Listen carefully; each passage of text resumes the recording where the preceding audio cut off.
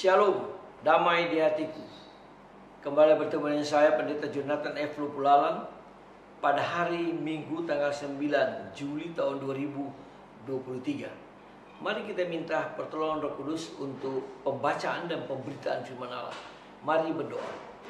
Tuhan Yesus, kami sangat membutuhkan urapan Roh Kudus pada waktu hamba membacakan firman-Mu dan menyampaikan firman-Mu. Dan Roh Kudus juga memberikan penerangan kepada para pendengar firman Tuhan ini, supaya mereka mengerti dan memahami. Dan Roh Kudus juga memberikan kemampuan pada kami untuk kami dapat meyakini firman Allah dan melakukannya. Berfirmanlah karena kami sudah siap untuk mendengarkan firman. Dalam nama Tuhan Yesus kami berdoa. Amin. Mari kita baca firman Tuhan yang diambil dari Markus pasal 1 ayat yang ke-21 sampai ayat yang ke-28. Namun saya hanya akan membacakan ayat yang ke-24. Firman Tuhan berkata begini. Aku tahu atau iblis tahu siapakah engkau. Lalu iblis katakan, yang kudus dari Allah. Demikianlah firman Allah yang berbahagia itu membaca, mendengar dan melakukan firman Allah. Tema kita pada hari Minggu ini adalah kita tidak perlu takut kepada setan. Nah, saudara-saudara yang saya kasih dalam Tuhan Kristus, ketika Yesus sudah mengajar di dalam rumah ibadat di Kapernaum, tiba-tiba seseorang yang kerasukan setan berteriak. Dalam teriakannya itu, ia mengakui tentang kealahan Tuhan kita Yesus Kristus. Lalu dia berkata, aku tahu siapa engkau, yang kudus dari Allah. Nah, saudara-saudara yang saya kasih dalam Tuhan Kristus, bagi penginjil Markus, titik sentral perbedaan tentang identitas Yesus adalah anak Allah. Dari awal teks, yaitu Markus pasal 1 ayat 1 sampai Markus pasal 15 ayat yang ke-39, perbedaan tentang kealahan Yesus itu terus diperdebatkan. Nah, saudara-saudara yang saya kasih dalam Tuhan Kristus, namun penginjil Markus membangun teologianya dalam kitab suci pada identitas Yesus sebagai anak Allah. Yesus adalah anak Allah yang datang ke dunia ini untuk menebus dunia dan menghapus segala kejahatan atau segala kegelapan, kejahatan yang didatangkan dari iblis. Lalu termasuk Yesus mengusir roh-roh jahat yang seringkali mengganggu manusia.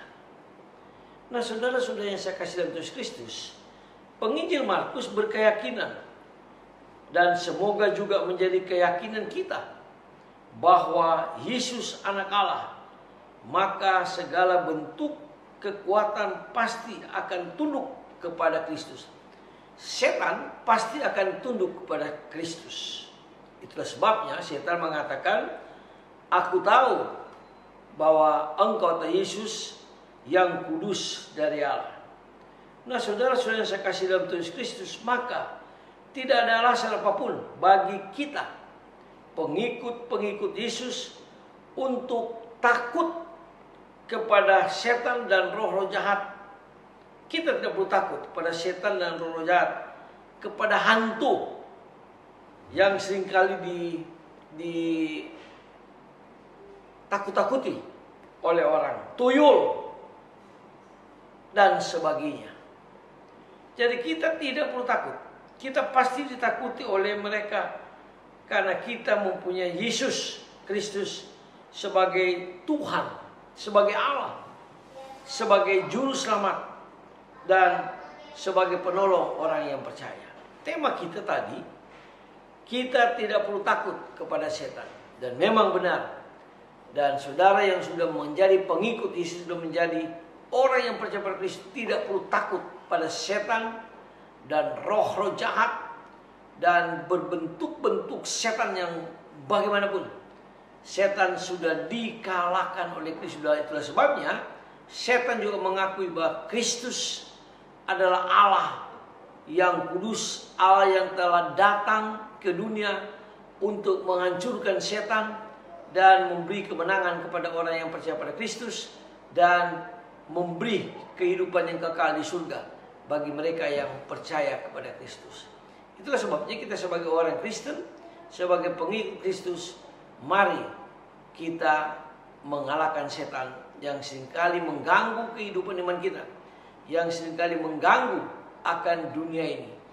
Nah, kita sekali lagi sudah menang bersama dengan Kristus.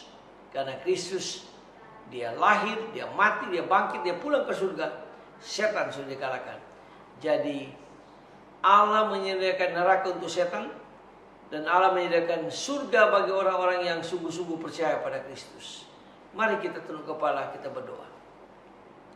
Tuhan Yesus, terima kasih atas kebenaran firman Tuhan yang mengajar kami supaya kami tidak perlu takut kepada setan, tapi kami harus selalu meminta pertolongan Tuhan Yesus Kristus dan meminta pertolongan Roh Kudus untuk kami terus memberitakan kasih Allah, memberitakan Injil kepada banyak orang. Terima kasih Tuhan Yesus, tolong kami Roh Kudus, penuhi kami dan urapi kami supaya kami selalu menang menghadapi berbagai godaan dan cobaan yang datang dari setan. Dengarlah doa kami, ampuni dosa kami, dalam nama Yesus kami mengucap syukur. Haleluya. Amin. Terpujilah Kristus, sampai kita berjumpa di kesempatan yang lain.